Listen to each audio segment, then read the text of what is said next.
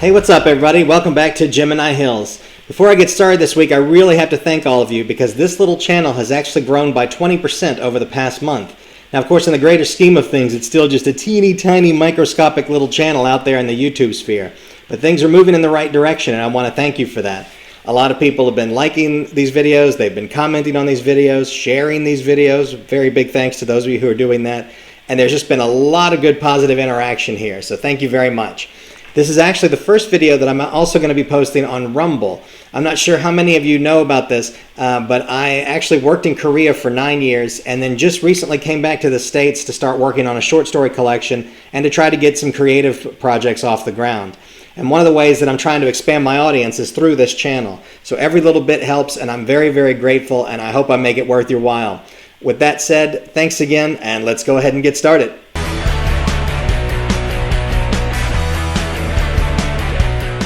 So this week I am taking you on another tour of my bookshelves. If you've been following the channel for a while, you'll remember that I did one of these bookshelf tours several months ago after I first got all the shelves built. And down in the description of that video, I wrote kind of a list of genres of all the stuff that I have. J.B. Tucker commented on that video, and he said, "What science books do you have? I noticed no science fiction, or are those mixed in with science?" The answer to that question is that I do have science books, and unfortunately my science section is a little smaller than I'd like it to be. I've actually combined science and nature, and it's still only like a dozen books. I do have one really cool book about bananas though, so that's awesome. Now, as to JB's observation that he didn't notice any science fiction on my shelves, that is not true. Science fiction is actually kept on one of two secret shelves that I keep in another room here at Gemini Hills. And I won't say that I have a lot of it, but once again, the stuff that I have is awesome. For example, I have the complete Hitchhiker's Guide by Douglas Adams. Whenever I meet people who don't like to read and they say, well, what's a book that I should read? What's something I would like? This is what I always recommend. It's very British, but it's funny. I don't even know if it really counts as science fiction, but it's awesome. I've got a collection of Isaac Asimov stories. I've got quite a bit of stuff by Ray Bradbury. Ray Bradbury, let me tell you, if I could go through life and just pick my fame, what level of fame would you like to achieve? I would love to be remembered the way Ray Bradbury is remembered. He's not super famous like New York Times bestseller, Danielle Steele, Stephen King, John Grisham kind of guy, but he's well respected within his field and wrote a lot of stuff that is still being translated and inspiring a lot of stuff. And I just love him. I think he was a very interesting and a very intelligent man. So Ray Bradbury, I've got his stuff. Let's see, I've also got the stories of Philip K. Dick. I realized when I was making this video that the cover of this book looks a lot like a picture that I took when I was in Korea. Quite unintentionally, but there you go. So I've got Philip K. Dick. This is one that I'm very, very excited about. I actually found this at a thrift store once. The Man Who Fell to Earth with the David Bowie cover. By Walter Tevis. I always forget the author's name on this. I always think, oh, David Bowie wrote it, but he didn't. But anyway, I've got The Man Who Fell to Earth with the David Bowie cover. This was an amazing thrift store find, so I was excited about that. As always, trying to keep with the classics, I've got 20,000 Leagues Under the Sea by Jules Verne. This is the book that's credited with starting the steampunk movement, which I'm going to go ahead and admit this, and I'll deny it if you say anything. But steampunk is actually pretty cool. I like the aesthetic of steampunk. I'm not going to wear goggles or buy a bunch of brown clothes and all that. I heard someone say once that steampunks are just goths who discovered the color brown, but it's not true. I went to a really cool steampunk exhibit in Seoul once that was just amazing, and I love the artwork and the style of that. So if this book had anything to do with that, then I'm glad to have it in my collection. And of course, I've got another classic, The Time Machine by H.G. Wells. I'm not extremely familiar with Wells apart from the radio show, the War of the Worlds thing, but he was said to be like a one world government believer, and so that, not a big fan of that kind of stuff, but anyway, it's still a classic. Sometimes you have to own books by people you disagree with. But the cherries on top, and that's plural, cherries, the two cherries on top of my science fiction sundae are as follows. First off, I have a 4-volume hardcover set of the entire run of Weird Science by EC Comics. EC Comics is the company that most famously released Tales from the Crypt, And they also did a lot of other horror stories. They did shock suspense stories. They did Two-Fisted Tales. A lot of good stuff from, I guess, the golden age or the silver age of comics, whatever that would be considered. It's very hard to find these comics, especially on eBay, so it's nice to have them all in one collection like this. The second cherry on top is my copy of War of the Worlds, which I found in my grandmother's attic. It must have belonged to one of my uncles. But this thing, I can't read the Roman numerals because I'm not very good at that kind of stuff, but I think this was published in 1944, 1954, but it is very, very nice. It's falling apart, which is why I don't let anybody touch it, and when I myself touch it, it's, I try to be extremely careful with it. I don't think there's any genre that inspires more fan artwork than science fiction. I mean, there's just so many visuals, there's so much to work off of. And, these old magazines and these old books are just incredible to look at. So I hope you enjoyed that little trip through the bookshelf. If you did, please leave a comment down below. Let me know what other kinds of books you'd like for me to talk about, because that's one of my favorite subjects, and I'll never get tired of answering questions about it. But with that said, for right now, let's talk about something else.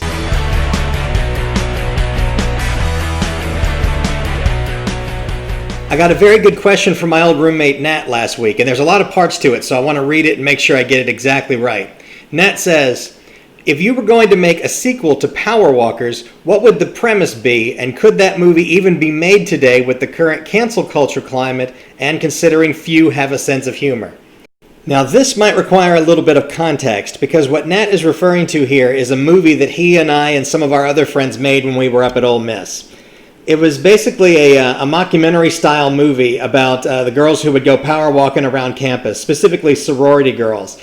And it just kind of played off of the stereotype that they were all, husband hunting, or that they weren't very smart, or that they were kind of slutty. And so, it was really all done in good fun. I think everybody who's a part of a group knows the stereotypes associated with that group. And so most of the girls that were in this, well, I'm not even going to say most, they all knew, okay? They all had fun kind of just playing off of that stereotype and just having fun with it. A girl should only be walking on her feet so that she can land on her back. Now that's interesting. And it's true. I mean, it works every part of your body, like the legs and the butt. Yeah, the legs.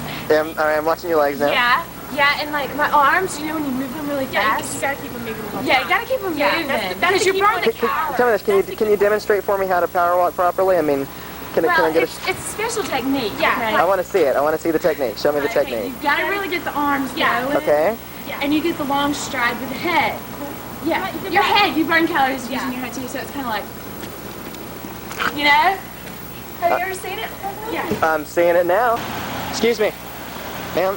Hi. I was wondering about something. I mean, I don't mean to bother you or anything, but I'm making a documentary film about power walkers, and I noticed that you're a power walker and that you're drinking some bottled water. I was wondering if you could tell me about the importance of bottled water to the power walker. Well, I buy it to stay hydrated because I sweat a lot whenever I walk, and you gotta keep water in you, and it's got lots of protein and vitamins and minerals, so it keeps me going, and it totally just keeps my mind going. It makes me think a lot clearer. Well, I started power walking for health reasons because I wanted to be healthy and stuff, and now my boyfriend really likes it when I do it because it keeps me really trim and things like that, because we broke up a long time ago because he broke up with me for some girl named Melissa, and because she was thinner than me, but she's not anymore. Well, honestly, the reason why I chose this school is because the richest men in Mississippi end up here. I brought mace. You don't have to mace me. I'm trying. Yeah, right. I'm trying to Stay get. away from me, you pervert. Quit following me around. I'm not following you around. I'm trying to get a shot What of do you. you call this? What? You're. You're following me. Who are you? You know who my daddy is? And one key thing when you power walk is your hair. It has to be perfect, see? Because your hair has got to bounce with it. Now, I did have one person, and only one at the time, who saw some of this footage, and she complained to me. She says, Jay, I just really think you just don't like women. And I said, what are you talking about? And I liked this girl, okay? I mean, as a person, yes, but she had some goofy-ass politics. She's like, I just don't think you like women. And I said, what are you talking about? And she says, well, you know, like all the female characters in this movie, it's like they're either dumb or they're conniving or they're slutty or, you know, there's always something wrong with them. You never have like a well-adjusted character and a well-adjusted female character. I said, well, now hang on a second. I said, look at the male characters in the movie. Okay, you've got Garrett comes off like a jerk. Excuse me, do you need a ride? No. That just looks like you're in a hurry to get somewhere. Yeah, right. Asshole. Fuck you. Nat is this total loser who says hello to a girl and she crosses the street to get away from him, and he's wearing this horrific NASCAR shirt that we bought just for this. I still have that shirt, by the way. You know, you try to talk to the girls and they're like, they just ignore you, man. I guess they're so into it. Have you ever seen them? They're like, it's like, I'm like, what are you doing? Oh, check it out, power walker. How you doing? Oh, I don't believe this. Okay. Nice to see you too. Have a good day. Jim was literally billed in the, what is it called, in the opening credits as the pervert. The problem I have with restraining orders is that they don't clearly identify 50 to 100 feet in all directions. They don't. What if I'm in a friend's apartment that's next door? Sure, I may drill a hole through the wall, but does that really have anything to do with their bathroom? And I was a damn murderer. She starts giving me this whole story about how, you know, I'm inattentive to her needs or something. And then, you know, all this bullshit. I mean, it's like just, you know, this crap where she's talking about, you know, I didn't come home one night and such. Fuck was that? Oh, shit! What? Dude, I hit a fucking power walker. You jackass, how the fuck can you hit a power walker? I just did, asshole! Oh my God. Oh, Jesus, this is gonna fuck my insurance all to hell. So, I mean, you know, none of these characters are good. There's not a redeeming character. Well, she didn't want to hear about that, you know. But what that all comes back to is Nat's question of, you know, in today's society, in today's culture, a lot of people might see the movie that way. And so the question is, could you make a sequel to this movie, this camcorder movie, you know? Could you make a sequel to this, and what would the premise be? And I think the premise at this point would have to be making fun of that kind of humorlessness that we see so much of today. You know, the late 90s and the early 2000s were an amazing time for comedy because we had just come out of like the political correctness of the 90s, and we were coming into this style of humor that was funny because it was so wildly inappropriate. So, you know, you had TV shows like South Park and Strangers with Candy and the movie There's Something About Mary, which is essentially a romantic comedy about stalking. Let's see, later on you had TV shows like Eastbound and Down with Kenny Powers. You know, Ralphie May, the comedian, and guys like that who like to take jabs at all these things you weren't supposed to laugh about. And I just thought, you know, that was great because it seemed like such a good thing to make fun of. That it's like, you know, everybody has their thing. Everybody has, you know, their stereotypes. Everybody, you know, every group of people has things that, you know, that everyone knows are good. And then there's those annoying things that everybody does. And it's like, I think people get along better when you can just laugh about everything and you don't take everything so seriously.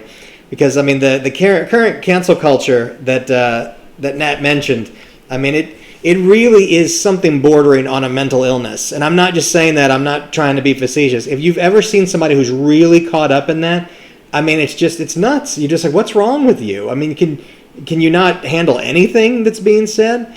So, anyway, yeah, I think if I were to make a sequel to Power Walking today, I don't know why I would, but I think, you know, it would be poking fun at the cancel culture and hopefully adding to the backlash that is inevitable at some point. So, good question, Nat. You know, I was happy to kind of dig through most of this stuff.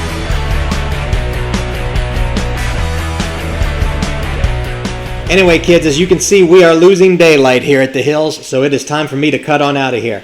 I want to thank all of you again for tuning into this video, and if there's anything you want me to discuss or any questions you want me to answer, please drop them down below.